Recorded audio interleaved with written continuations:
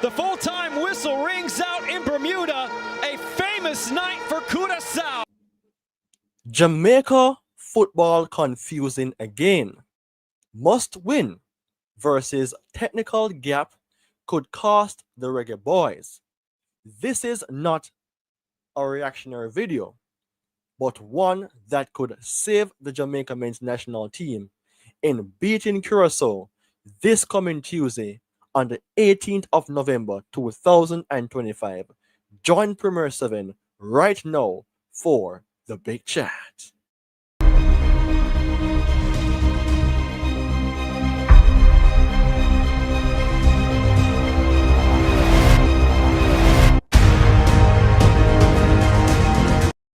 A pleasant greetings to you all. Welcome back to Premier 7 with your host, Ryan Nelson. I have to say that the game against Trinidad and Tobago was another repeat of what Jamaica is capable of doing. Let's say disappoint the fans, but yet still Jamaica did not lost that game. However, it should have been easier to beat Trinidad, as what many persons would say, as to compare then with Curacao. 3 points against Trinidad. Coming to the National Stadium, we would just need 1 point. But it is the opposite for the national team. And today on Premier 7, I have to talk about my national team.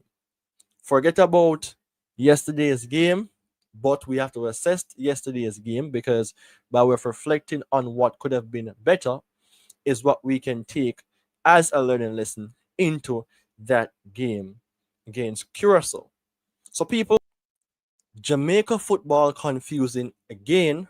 Must win versus technical gap could cost the Reggae Boyz.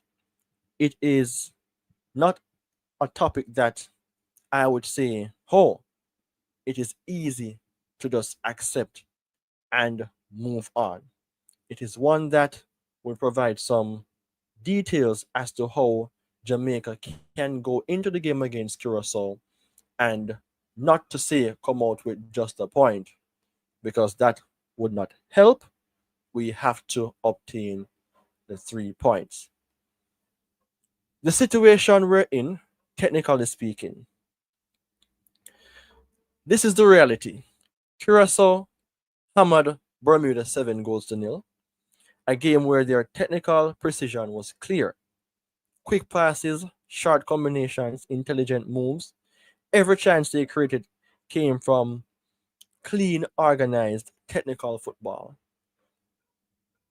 People, on the flip side, Jamaica, meanwhile, struggled to a 1-1 draw with Trinidad, another match where our lack of technicality exposed how weak we are. Loose touches, slow build-up, long balls, misplaced passes, a team unsure of its movements and lacking the kind of technical sharpness needed at international level.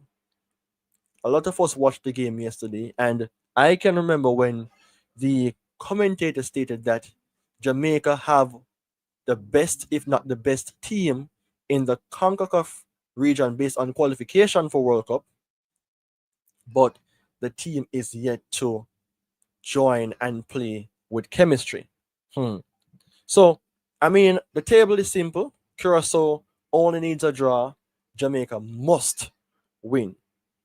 But the problem is, Curacao, they are more technical, more structured, more disciplined, and Jamaica, technicality is a weakness.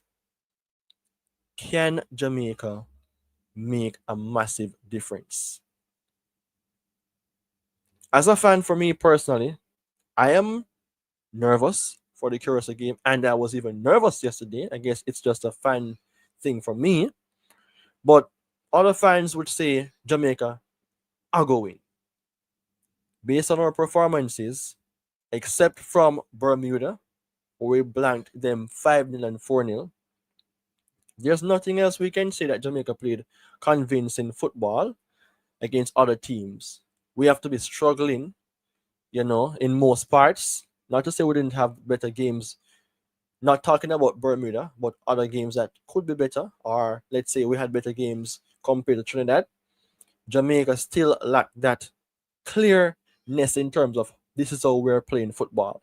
Except from seeing Jamaica playing long ball and trying to utilize the pace of Cephas, what else is there to really say Jamaica can win games convincingly? Now let's take a deeper look at what frustrates Jamaican fans. The team lacks technicality. It lacks technical identity. Players struggle to hold the ball under pressure. There is no natural rhythm in position.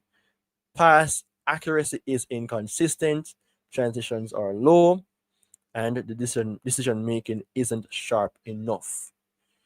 Should I pinpoint two players who I think right now in the squad, they may not be the best players in football in the CONCACAF region, but they could make a difference in terms of hold up plays and making wise decisions? Dujon Whisper Richards for me, and surprisingly, Akira Anderson.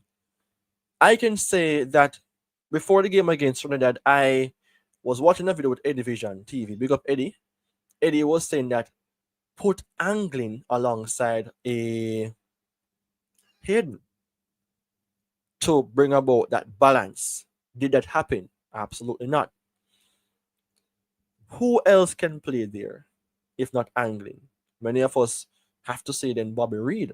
But Bobby Reed isn't playing as an aid properly. I think Bobby Reed is the 10 that Jamaica should play in the games, but too often Isaac Hayden is left alone. So Kara Anderson, I think he needs to get a run against Curacao. But who am I to tell the coach and the JFF what to do? But instead of being a problem, I come with possible solutions. So these aren't just mistakes, they are technical problems. And I'm stressing the word technicality because Jamaica isn't a technical football team. Getting big names in only paper the cracks. We may win games, but we're still playing football that is not up to par. And when you combine a non-technical squad with a coach who isn't known for technical system patterns or fluid position play, you get confusion, you get hesitation, you get a team that reacts instead of dictates. That's why fans are worried, like myself. We simply don't play technically strong football, and Curacao does. So why Curacao are extremely, well, I don't want for it to be so much of an emphasis, but why are Curacao dangerous technically? I mean, it's a clear cut for Curacao if they beat Jamaica. And it is based on the eye test that Curacao has scored the most goals now in our group. Curaçao's strength is not size, not speed, not overpowering physically, but it's technicality in their football. There are different body size players in Curacao team, and they're not the fastest, but technicality speaks volume of how good they are in terms of being as a collective team. And that is exactly what Jamaica struggles against. Curacao keeps the ball decent under pressure. They play one-touch passes, not bad in that. Their transition isn't bad either. They make use of their wide players, have midfielders who can receive third and progress the ball, moving patterns, not by way of just say, I'm going to do that, but they just know what to do. They stayed disciplined out of position as well. A team that plays discipline out of position will be a team that is even hard to beat. And people, do you think that Jamaica is a team that is good out of position? Not necessarily. Our backline, I have to give thanks for them because without them, Jamaica would have conceded many goals. Remember, Curacao blanked Bermuda for 7-0. And it wasn't just a normal win, it was brute force. It was technically superior to Bermuda. They know Jamaica plays off instinct, not structure. They know Jamaica struggles against team that passes quickly. I mean, they even know that Jamaica tends to panic under high technical pressure. And they know Jamaica coach is not a technical tactician. So Curacao will slow down the game, then speed it up. They will draw Jamaica in and then break the lines with technical movements. They will use Jamaica's biggest weakness against them. People, what Jamaica must fix? Technical demands. This is how I can help you to fix the national team, Coach McLaren. So if Jamaica wants any chance this coming Tuesday night, the boys must compensate for their technical limitations. Play simple, keep the ball on the ground. Will they? They're used to the long balls, but I'm hoping no hopefully long balls from Jamaica. Because when the game was kicked off against Trinidad yesterday, or on the 13th of November 2025, one big long kick down to the right hand side. For what? No long balls. Long balls is necessary, but not in every aspect of the game. Jamaica has to avoid being risk flicks, right? And they should learn to keep the ball at their feet in a basic way, clean and controlled pattern. But can these players do so? Use the few technical strong players smart. I mentioned Kara Anderson in the midfield alongside a Isaac Hayden and the Dujon Whisper on the right wing. Players who can control the ball must be central to everything, not wasted out wide or isolated. Speed up decision making. Technical teams are not. Jamaica must move the ball fast. 3 touches instead of one. That's how you get passed, or that's how you get pressed, robbed, and punished. If you hold on to the ball too much, which is the problem for Jamaica, whenever they hold on to the ball too much and a team attack them, they just kick away the ball. It proves that our players are not technical and they're not trained to be technical. If we scraped and beat Curacao, do you think it's the end of McLaren? Win the midfield with physicality plus responsibility. So Jamaica may not dominate technically, but they can disrupt Curacao rhythm with intensity, pressure, and smart positioning. Who are they going to use alongside an Isaac Hayden? Don't ask players to do what they cannot technically do. I'm seeing persons talking about Ramar Borrell, but what could Borrell do yesterday? Playing as a lone striker up front, not getting any chances. Yes, his pressing wasn't all that good, but one man cannot press. What chances did he got? Nothing at all was supplied to the striker. So this is where the coaching staff often fails. You cannot force non-technical players in technical patterns. Play to the player's strength.